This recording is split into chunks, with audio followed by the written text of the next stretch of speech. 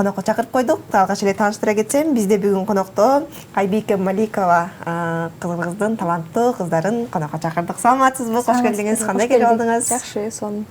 Маанайыңыз жакшыбы? Сон. Биздикин да көтөрөсүзбү бүгүн? Буюрса чогуу көтөрөбүз. Жакшы экен. Алгач эле анда менин айткан ыкмамды биз ишке ашырып, бир жагымдуу музыка сураналы, андан соң өз беребизди улантабыз. Кайсыл чыгарманы аткарайын деп? Майрамбек Осмонов агайыбыздын, байкебиздин Сезим деген жакшы бир чыгарма чыгарып.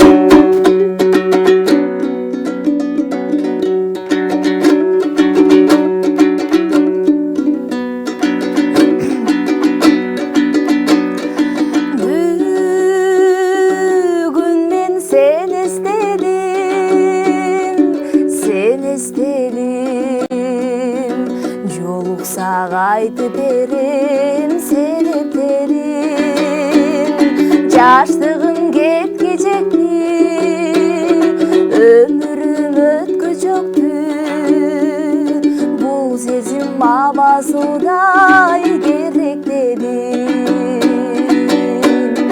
бул сезим, бул сезим, абасудай керектедим, өрттөдүң жүрөгүмдүн бары жолун, жолу бар кантип аны дарылоонун, айыкпайм башкалардай, жок калды башка аргам, билемин сенден бөлөк дары жогун, билемин,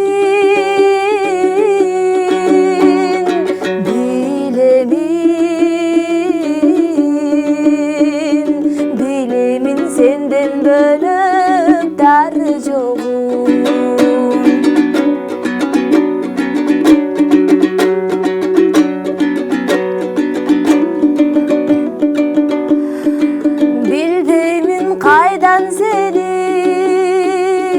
Табарымды билдирип койсоң болот кабарыңды, көз албай тиктесемдим, ыр жазып бүтпөсөмдим, сагындым жарокерим жамалыңды, сагындым,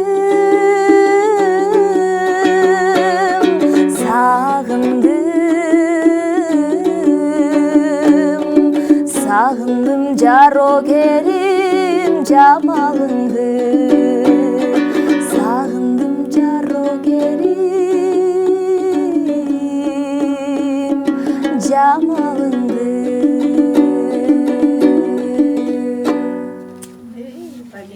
Азаматсыз, үнүңүз өтө булбулдай болуп, бизден көрүүчүлөр үчүн өзгөчө бир маанай тартылат окшойт.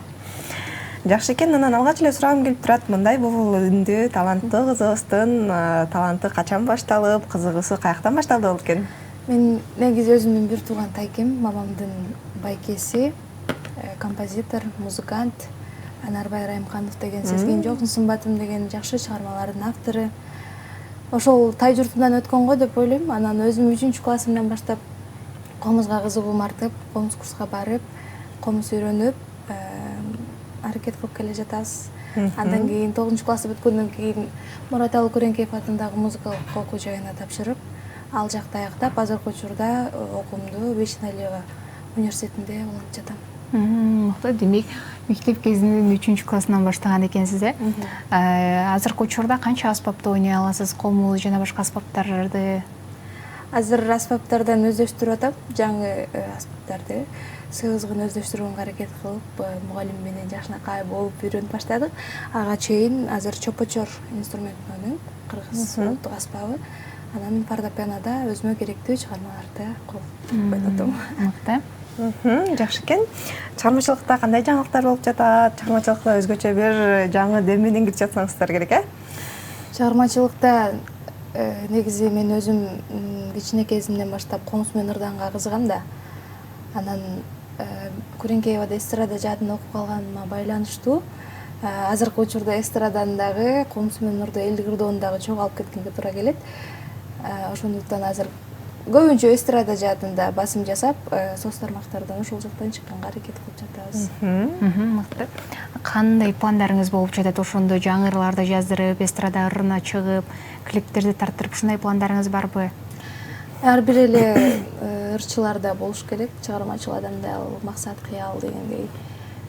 Буюрса Түмөнбай Колдошов агайыбыздын Элегия деген чыгармасы бар эмеспи? Сагындым мен да сагындым деген. Ошолорду жагып жүрүп жакында жаздырып атабыз. Ошого клип тартып чыгарабыз деген ниетибиз бар буюрса.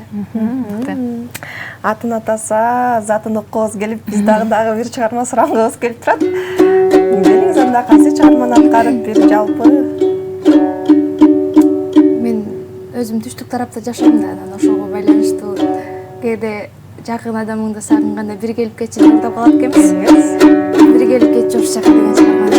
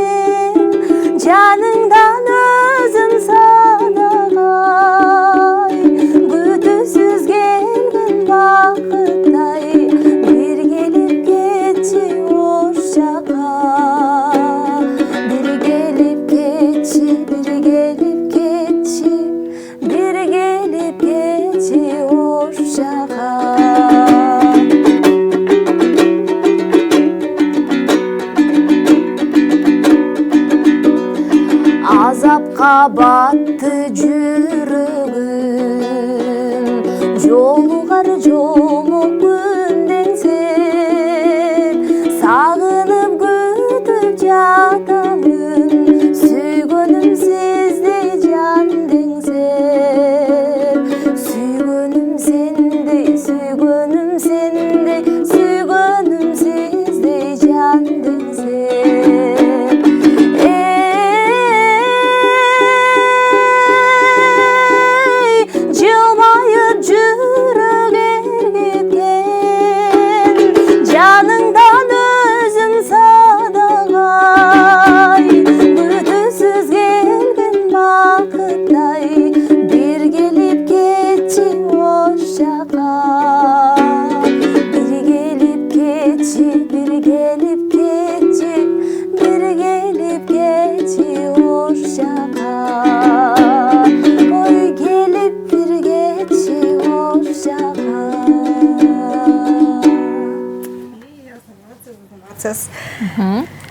Жакшы экен. Ары карай маегибизди улантсак, негизи эле ыр тандоодо мен байкасам өтө бир жай, ыргактагы музыкаларга, ырларга бир көбүрөөк көңүл бурчуда экенсиз да. Анан негизи эле ыр тандоодо эмнелерге көңүл бурасыз? Кайсындай, кандай ыргактагы музыкалар жүрөгүңүзгө жакын, жан дүйнөңүзгө жакын?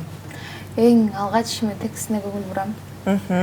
Тексти көңүлүмө жакса, туура келсе аткарам. Анан негизи мен лирикалуу чыгармаларга басым жасайм көбүнчө.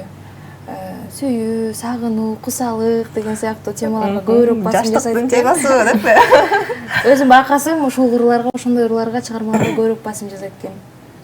Жакшы экен. Негизи азыркы учурда көпчүлүк жаштар ушундай чыгармаларды сүйүү болуп, негизи эле жаштар эмес, улуу муундагы аталар, апалар дагы ушундай ырларды көп угуп жатышат.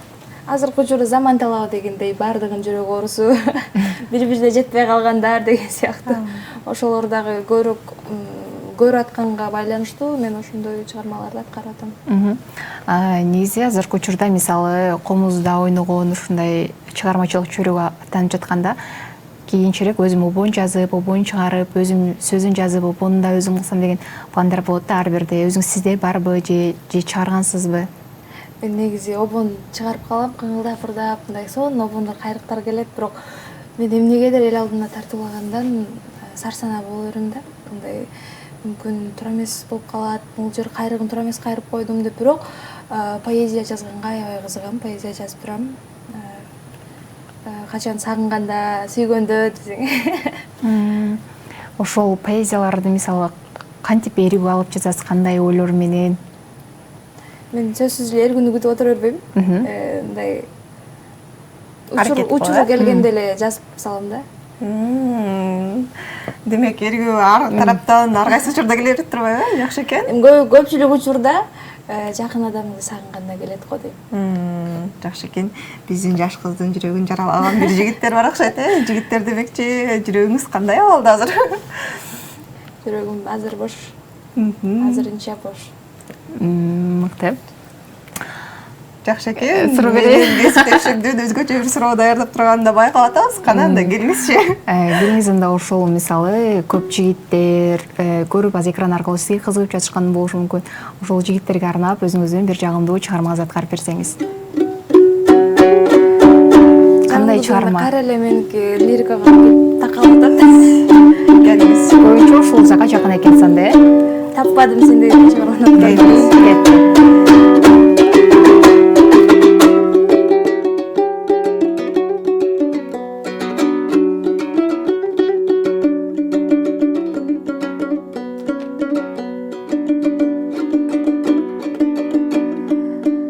Жан дүйнөмдү үмүткө термей, кыялга термей, сага саналар сансыз агылат селдей. Карап карегим табып издесем да, бүт дүйнөдөн таппадым сендей, көрбөдүм сендей. Карап карегим табып издесем да, бүт дүйнөдөн таппадым сендей, көрбөдүм сендей. Өзүң үчүн нур чачкым келет асманда күндөй. Өмүр бою өзүңдө ырдайм, чарчоону билбей. Карап карегим табып издесем да, бүт дүйнөдөн таппадым сендей, көрбөдүм сендей. Карап карегим табып издесем да, бүт дүйнөдөн таппадым сендей, көрбөдүм сендей. Айдын көлдү айланып учкан айдарым желдей, сендей жанга көз арткан көптөр эч тынчтык бербей. Ишен жаным, абайла жаным, ким болсоң да, чын баркыңды биле албас мендей, сүйе албас мендей. Ишен жаным, абайла жаным, ким болсоң да, чын баркыңды биле албас мендей, сүйе албас мендей. Чын баркыңды биле албас мендей, сүйе албас мендей. Керемет, азаматсыз. Үнүңүзгө береке. Ооба, өзгөчө бир таланттын дагы ээси болуп калыш да оңой эмес да. Ооба. Анан айтсаңыз, негизи эле чыгармачылык аралашып жатканда колдоону ким тараптан көбүрөөк күтөсүз, ким көбүрөөк сизге колдоо көрсөтүп жатышат? Эң алгач ата энем, бир туугандарым. Мен башка адамдардан да бирдеме деле күтпөйм, күткөндү да жактырбайм. Негизи бардык эле баланын ата энеси эле эң алгач көмөк көрсөтүп, эң алгач поддержка берип, сенин колуңдан келет деген ишенимди артып коюшат. Анан ушул ата энеме эле ишенем, калган баары мындай эле. Жакшы экен. Устаттарыңызчы кайсы белгилүүлөрдөн алып, улуу инсандардан таалим, тарбия алып келе жатасыз? Мен бардык эле мен окуткан мугалим ага эжекелеримди устат деп кабыл алам. Азырынча могул мен устатым деп айта албайм. Азыр Бешеналиевада Максат Кыштобаев агайыбыздын колунда окуп келем. Ага чейин Күреңкеевада окуп жүргөндө Айгүл Жумакунова деген эжекебизден билим алгам. Ошол менин устаттарым. Жана биздин белгилүү композитор эжекебиз ырчы Канике Эралиева эжекенин колунда жүрүп калдык. Жакшы экен, керемет. Бизге бөлүнгөн дагы убакыт соңуна келип жетип калыптыр. Анан Майкебиздин соңунда сиз үчүн эркин микрофон сыналып, жалпы кыргыз элине болгон жалындуу саламдарыңыз болсо жолдой кетиңиз. Өнөрдү сыйлаган кыргыз элибиз ар дайым аман болсун, кыргыз элибиздин маданияты өнүксүн, деги эле Кыргызстанда жамандык болбосун, жалаң гана жакшылык өнүгүү иштери жүрө берсин. Сиздердин дагы чакырууңуздарга чоң рахмат. Чоң рахмат сизге дагы.